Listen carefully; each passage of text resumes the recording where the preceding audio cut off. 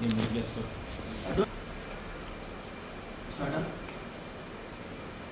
నమస్కారాలు. నా పేరు రాఘవేంద్ర, నేను అడ్వకేట్. నేను హైకోర్టులో ప్రాక్టీస్ చేస్తాను. మన అనంతపూర్లో, రాయదుర్గంలో కూడా 4 స్టేట్లో ప్రాక్టీస్ చేస్తాను. తెలంగాణ, ఆంధ్ర, తమిళనాడు, కర్ణాటకలో. నా సొంతూరు రాయదుర్గం. ఇటీవల రాయదుర్గంలో ఒక 10 సంవత్సరాల నుంచి ఈ బెట్టింగ్ల వల్ల, ఈ బెట్టింగ్ల యాప్ల వల్ల, ఈ గంజాయి, ఈ కర్ణాటక అక్రమ రవాణా వల్ల యూత్ చాలా నాశనం అయిపోతున్నారు.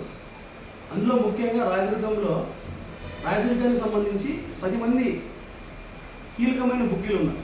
వాళ్ళు స్టేట్ కాదు, ఇప్పుడు నేషనల్ వైడ్ నేపాల్కి ఇక్కడి నుంచి రాయదుర్గం నుంచి పిల్లలు తీసుకెళ్ళిపోయి నేపాల్లో కూడా క్యాషినోస్, మన గోవాలో కూడా క్యాషినోస్ పెట్టి వాళ్ళు సపరేట్ టేబుల్స్ని వాళ్ళు రెంట్కి తీసుకొని భారీ మొత్తంలో, పెద్ద మొత్తంలో ఈ జూదానికి పిల్లల్ని ఉసుగొలుపుతున్నారు. 5 రూపాయలు 10 రూపాయలకి వడ్డీలు పెట్టి వాళ్ళ ఇంట్లో తల్లిదండ్రులు తెలియకుండా వీళ్ళు అప్పులు చేసి ఈ పిల్లలు బెట్టింగ్ యాప్ల్లో లోన్లు తీసుకొని తీర్చలేక ఎంతమంది సాఫ్ట్వేర్ ఎంప్లాయీస్ కూడా చచ్చిపోతున్నారు.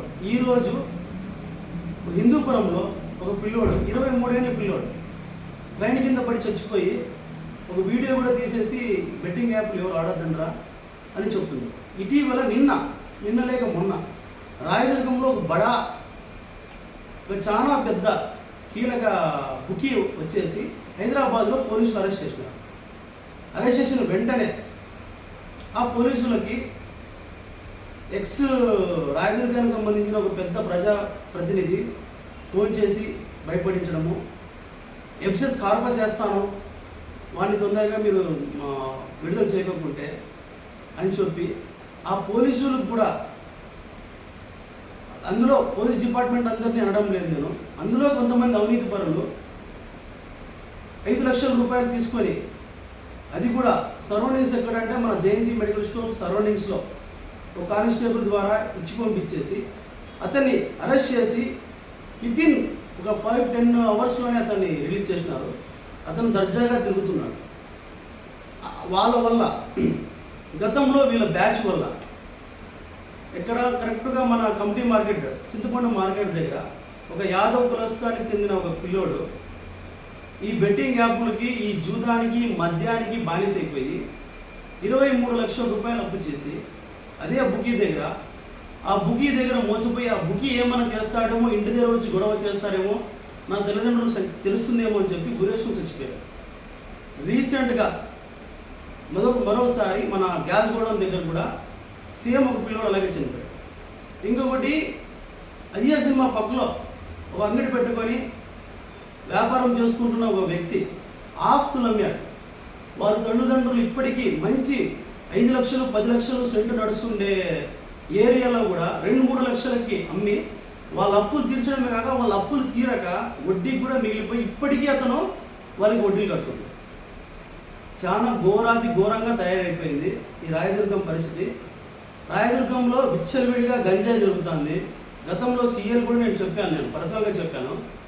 ఒక సీఐ మాత్రం, మన సురేష్ బాబు అనే సీఐ మాత్రము అడపాదడపా దాడులు చేసి అక్కడ నీకు నరసింహస్వామిగూడలో కానీ, మన సిద్ధులగూడలో కానీ, ఇక్కడ బొమ్మస్వామిగుడి ఏరియాలో, ఈ గొందుబాయి ఏరియాలో కూడా చెట్లు నాటుతున్నారు పిల్లలు, గంజాయి చెట్లు. ఇంటర్మీడియట్ డిగ్రీ పిల్లలు కూడా కాదు, 10th క్లాస్ లోపల ఉండే పిల్లలు కూడా గంజాయికి బానిసలు అయిపోయినారు రాయదుర్గం. ఆ డబ్బుల కోసము ఈ బెట్టింగ్ యాప్లు, ఈ ఐపీఎల్ బెట్టింగ్లు రాష్ట్రంలో ఎక్కడ లేని విధంగా డైలీ 2 కోట్ల పైన రాయదుర్గంలో బెట్టింగ్ ద్వారా రాయదుర్గంలో బ్రహ్మాండంగా ఒక్కొక్క బుకీ రాయదుర్గంలో 20 యాప్లు సొంతంగా యాప్లు క్రియేట్ చేసుకొని పూనా, బాంబే, నేపాల్, గోవాకి తీసుకొని పోయి బెంగళూరులో 7 స్టార్ హోటల్స్లో కూడా వీళ్ళు కార్యక్రమాలు జరుగుతున్నారు. రీసెంట్గా దొరికిన బుకీ హైదరాబాద్లో దొరికిన 5-10 అవర్స్ లోపల ఎస్పీ ఆఫీస్ తీసుకొని వచ్చే లోపల ఎఫ్సెస్ కార్పస్ చేస్తామని చెప్పి అతన్ని భయపడించి పోలీసు వాళ్ళని కూడా రాజకీయంగా కానీ ఆ డబ్బు చూపించి కానీ వాళ్ళు ఏం చేస్తారు, పై అధికారులు ఏం చెప్తే అది ఏ డిసిప్లినరీ పోలీస్ డిపార్ట్మెంట్ కూడా ఏమీ చేయలేకపోతుంది. చాలా ఘోరంగా రాయదుర్గం పరిస్థితి దిగజారిపోయింది. ఇంకో ఎస్పీ గారికి నేను కోరుకుంటున్నా.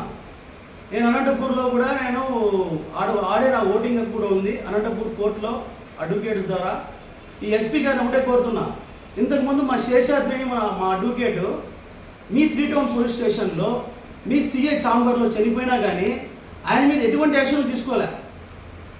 మేము ఎన్నో పోరాటాలు చేసినా ఏం చేసినా మా అడ్వకేట్లో కూడా కొంతమంది స్వార్థపరుల వల్ల మాకు అది ఆయన మీద ఏమి యాక్షన్ తీసుకోలేకుండా అట్లా చేసుకున్నాం. తర్వాత మా ఫ్రెండ్ ఒక రంగనాయకులు అనే ఒక అడ్వకేట్ జ్యుడిషియల్ ఎంక్వైరీకి హైకోర్టులో ఫైల్ చేసినాడు.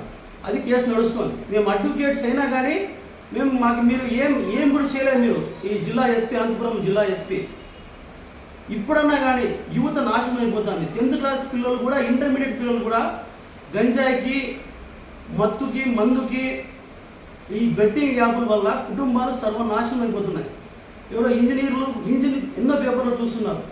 ఇంజనీర్లు కూడా, చార్టెడ్ అకౌంటెంట్లు కూడా మొత్తం అంతా ఈ బెట్టింగ్ యాప్ల ద్వారా. ఇంకొకటి, ఈ బెట్టింగ్లో లోన్లు తీసుకోవడం వల్ల లోన్ యాప్ల ద్వారా సర్వనాశనం అయిపోతున్నారు. అది అధికంగా రాయదుర్గంలో చాలా ఎక్కువగా ఉంది. గతంలో ఎన్నోసార్లు నేను పోలీసులకి చెప్పినా, నా దగ్గరికి వచ్చిన నా క్లయింట్లు ప్రతి ఒక్కరు ఒక సంతకం పెట్టండి రా, కంప్లైంట్ ఇద్దామన్నా కానీ భయపడి చచ్చిపోతున్నారు.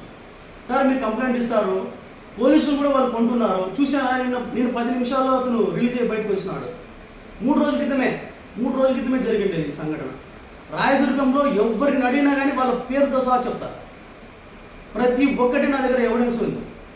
ప్రతి ఒక్కటి ఈ ఎవిడెన్స్ని ఈ హోమ్ మినిస్టర్ గారికి, నారా లోకేష్కి, పవన్ కళ్యాణ్ గారికి, డీజీపీకి, ఈ ఎస్పీకి నేను పంపించినా కానీ మాకు న్యాయం జరుగుతుందో లేదు సార్, మనం ఎస్పీ దగ్గరికి పోదాం రండి అని చాలామంది పిల్లల్ని వాళ్ళ తల్లిదండ్రులు నేను పిలిచినా కానీ వాళ్ళు ఎటువంటి పరిస్థితుల్లో నమ్మేదానికి వాళ్ళకి కుదరడం లేకున్నట్లు అయిపోయింది పరిస్థితి. వాళ్ళ మీద నమ్మకం లేకుండా ఎస్పీ దగ్గరికి పోదామన్నా కానీ ఎస్పీ కూడా నమ్మలేని పరిస్థితి అయిపోయింది. వాళ్ళు ఎస్పీని కూడా మేనేజ్ చేస్తారు సార్ అంటున్నారు.